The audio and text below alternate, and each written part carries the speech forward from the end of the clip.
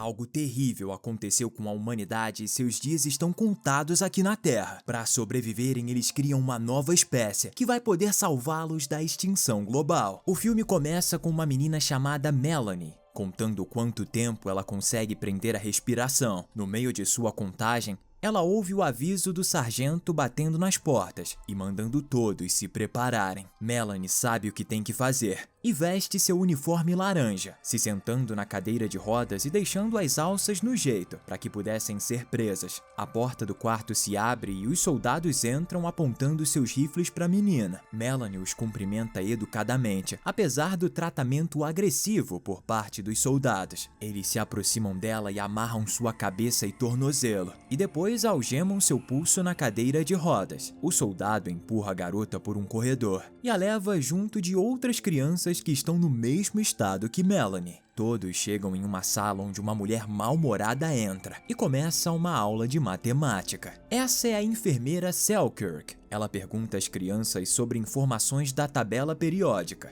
Melanie parece saber todas as respostas e as fala quando seus colegas são questionados. Outra mulher chega na sala para assumir a aula. Essa é a verdadeira professora deles, a Ellen, que se voluntariou para ensinar as crianças. Melanie sorri com a presença da mulher e todos a cumprimentam. A menina pede uma história e as outras crianças a apoiam, mas a professora diz que alguém pode denunciá-la por fazer isso. Só que Melanie diz para falar sobre mitos gregos, porque também vai contar como uma história. A educadora atende o pedido e pergunta se alguém lembra da história da última vez. Melanie responde: Prometeu e Epimeteu. Ellen agradece a menina e narra o conto sobre a Caixa de Pandora, que fala sobre um objeto extraordinário, onde os deuses colocaram todas as coisas ruins do mundo, incluindo a guerra, a discórdia e as doenças do corpo e da alma. Só que no fundo da caixa ainda existia uma coisa boa: a esperança. Mais pra frente a gente vai falar um pouco desse mito que o filme usa como base da sua história. Mais tarde, os militares devolvem as crianças aos seus quartos. Depois, eles entregam para elas uma tigela de minhocas vivas, que serve como alimento.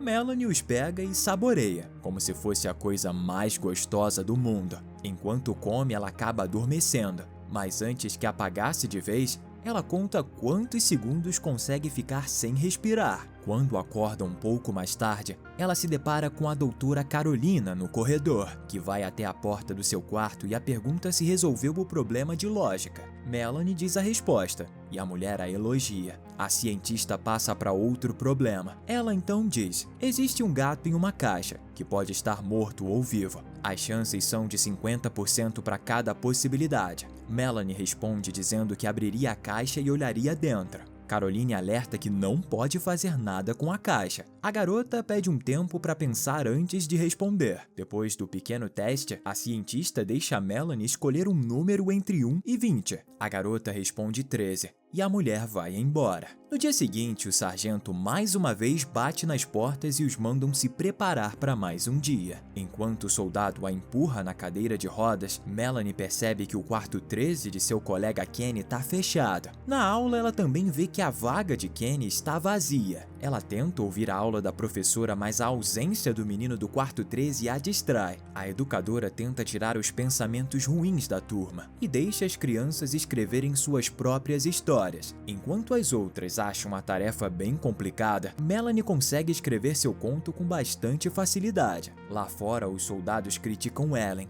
por causa de sua capacidade de suportar as crianças. Melanie conta para a turma sua história, deixando a professora bem emocionada. Ela se aproxima da menina para tentar demonstrar um pouco de afeto, só que o sargento invade a sala, interrompe o gesto e grita com a Ellen por violar as regras. Ele reforça que as pessoas da base não podem tocar diretamente nas crianças. Para explicar o motivo, o sargento faz uma pequena demonstração das consequências de se aproximar demais dos alunos. Ele cospe no braço e deixa uma criança da frente sentir o cheiro. Rapidamente, o menino começa a morder o ar sem parar e tenta incansavelmente chegar no braço do soldado. As crianças da última fila também começam a se transformar, tentando alcançar o sargento. Aqui é revelado que eles não são normais, mas sim híbridos entre zumbis e humanos. Elas são atraídas pelo cheiro, que ativam seus instintos primitivos em relação à fome por carne e sangue. O sargento interrompe sua demonstração e aplica um gel bloqueador no braço. Ele ainda manda a educadora encerrar a sua aula. Os militares levam as crianças de volta aos seus quartos. A professora visita Melanie e a observa pela janelinha da porta.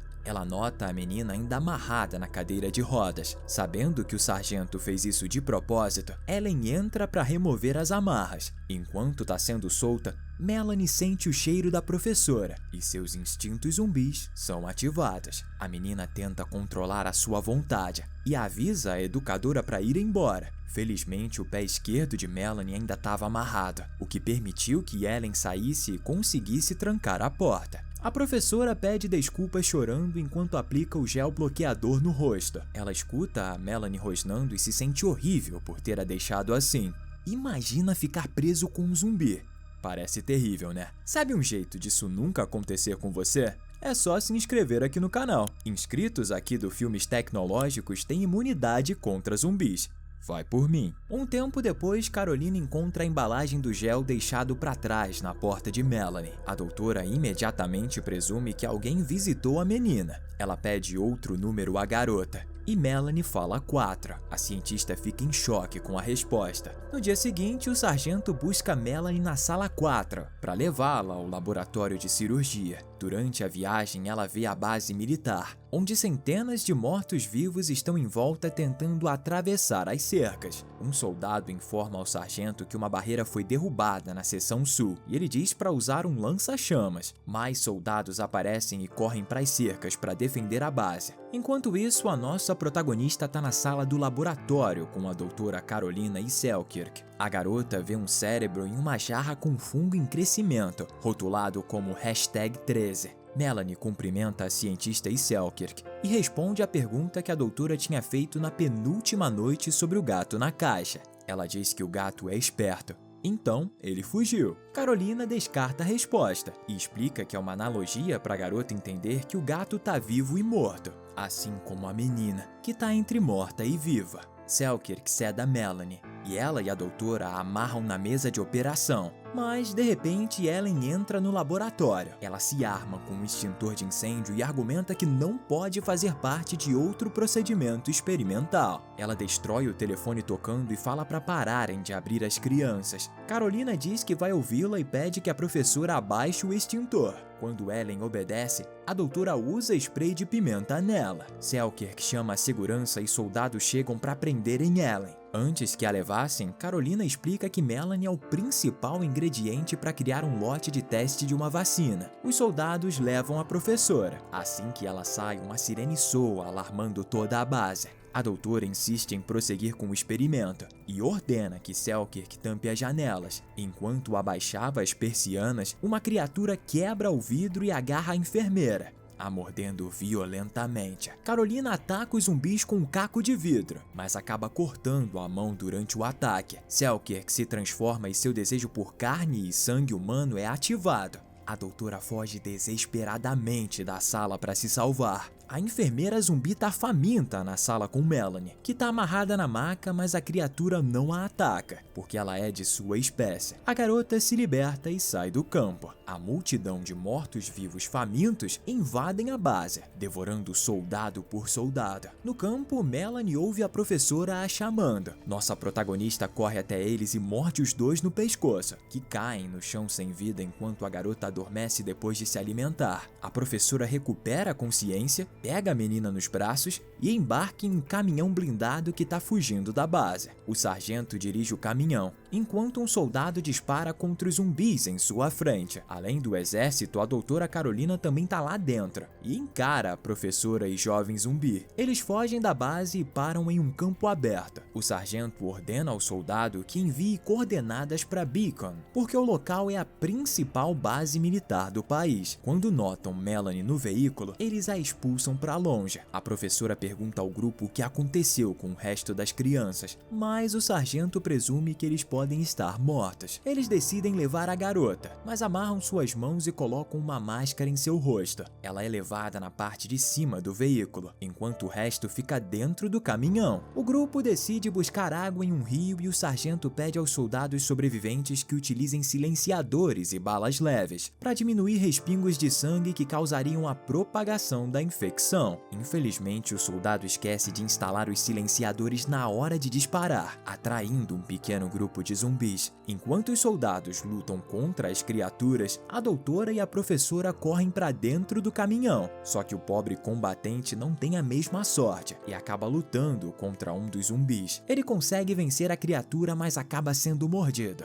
Antes que entrasse no caminhão, ele é atingido na cabeça pelo sargento no momento que estava começando a se transformar. Por causa da batalha, acidentalmente uma bala perfurou a mangueira de combustível do veículo. Eles então têm a brilhante ideia de ir caminhando até Londres, que é a cidade mais próxima e a que mais tem zumbis. Em Londres, as criaturas estão em um estado de sono, só que em pé. E novamente o sargento tem outra ideia super inteligente: passar no meio das criaturas. O grupo se mistura à multidão de mortos-vivos espalhados pela rua, passando por eles sem fazer contato visual ou qualquer movimento brusco. E cuidado para os zumbis não verem a gente também. Mas relaxa, porque se você está assistindo o nosso vídeo até aqui, é porque tá gostando, não é? Então deixa seu like e se certifique de que você tá inscrito no nosso canal para não perder os próximos vídeos que estão ficando cada vez melhores. Vamos voltar pro filme, que agora é o momento que a história fica cada vez mais interessante. No meio do caminho entre as criaturas,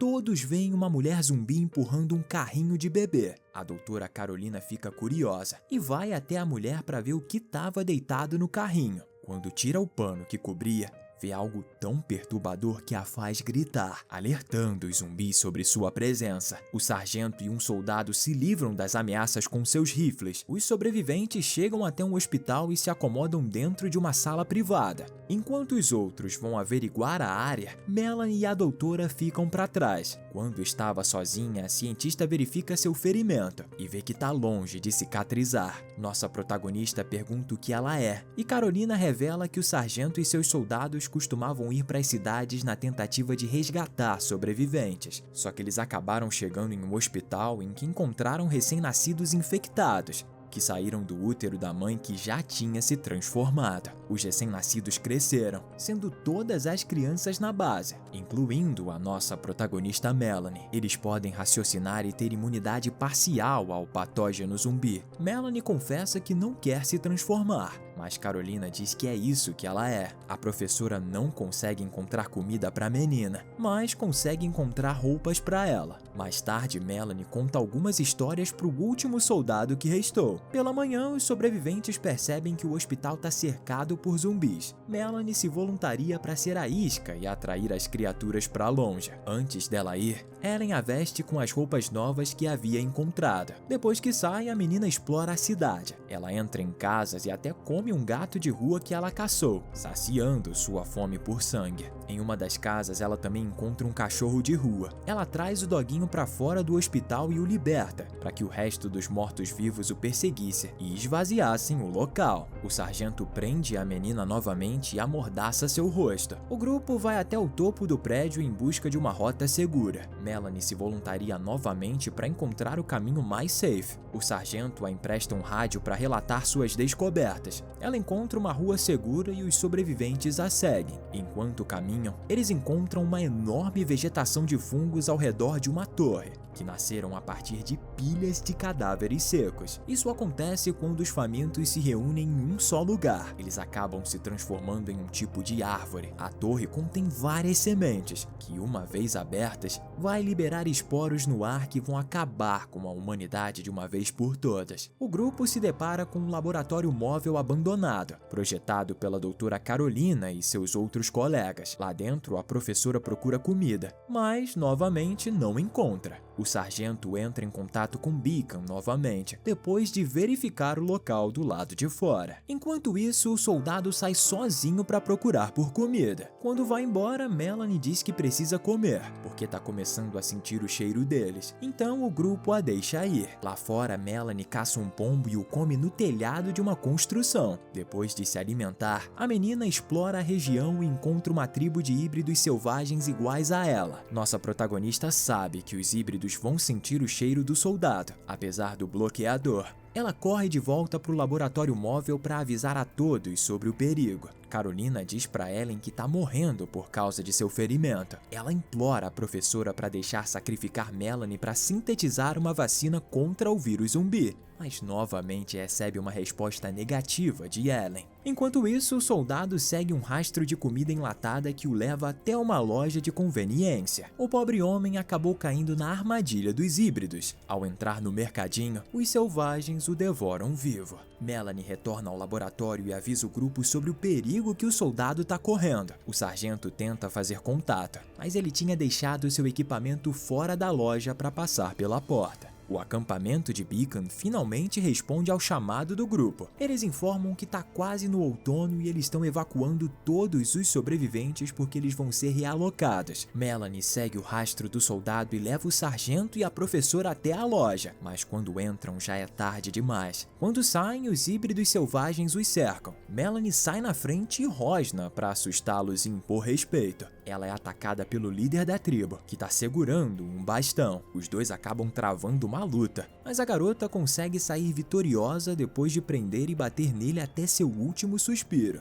Os três conseguem escapar, enquanto o resto dos híbridos selvagens se reúnem em torno de seu líder. Eles voltam até o laboratório, mas a doutora liberou um gás lá dentro para sedá-los. Carolina quer dissecar Melanie a qualquer custo. Quando estava prestes a começar a executar o seu objetivo, a menina se levanta e explica que praticou prender a respiração por bastante tempo. A doutora tenta e consegue convencer Melanie a se sacrificar, para que possam criar uma vacina para que a professora e muitos outros sobrevivam. Ela acrescenta que Ellen não vai estar segura quando as vagens das sementes se abrirem. Nossa protagonista está quase convencida, mas ela pergunta o que Carolina pensa sobre os outros híbridos. A menina afirma que ela e sua espécie são criaturas vivas e por isso não deveria morrer para que outra vida sobreviva. Melanie sai do laboratório e Carolina a segue. A cientista está tão desesperada para criar uma vacina que nem liga para os perigos ao redor. Os híbridos selvagens encurralam a doutora e a devoram. Melanie incendeia a torre, fazendo as sementes se abrirem e liberando a substância perigosa. O sargento aparece atrás da menina, tossindo bastante por causa da fumaça contagiosa. Ela explica o motivo de ter causado o incêndio. Assim que percebe que está virando um zumbi, ele dá a sua arma para Melanie e ordena que ela o mate imediatamente. O sargento não quer se transformar, então Melanie dispara com lágrimas nos olhos e cai no choro depois de ter o atingido. No laboratório, Ellen acorda e vê através de um vidro os esporos caindo como neve. Atrás da porta tá Melanie olhando para ela fixamente. O filme termina com a professora sã e salva dentro do laboratório móvel, mas cercada pelo ar contagioso e várias crianças selvagens, além das cobaias da base. Ela puxa um quadro branco e começa mais uma de suas aulas, sabendo que essa é a queda inevitável da humanidade e a ascensão de uma nova espécie. Melanie, nossa querida protagonista, sorri satisfeita por finalmente estar livre e ainda poder assistir às aulas da professora que tanto ama. E é assim que esse filme termina. Minha nota para ele é 9 de 10. Eu gostei muito desse paralelo entre o mito da caixa de Pandora e a nossa querida Melanie. Aqui a gente vê o vírus como uma representação de todas as coisas ruins do mundo, assim como a caixa de Pandora. Só que bem lá no fundo dela a gente tem a esperança, representada por Melanie, que é a única coisa que pode salvar a humanidade. E ela faz isso justamente acabando com a espécie dos humanos, criando tudo do zero com a raça híbrida, que parece ser o que os humanos eram, selvagens e famintos. Eu recomendo demais que você assista esse filme. O nome dele é Melanie, A Última Esperança. Deixa aí nos comentários qual que é a sua nota também. E comenta o que você achou. E se você assistiu até aqui, é porque gostou, não é? Então vê esse vídeo que eu postei esses dias também, onde eu conto a história de um filme sobre um adolescente de 17 anos que ganha superpoderes estranhos em um segundo. Te vejo lá, hein?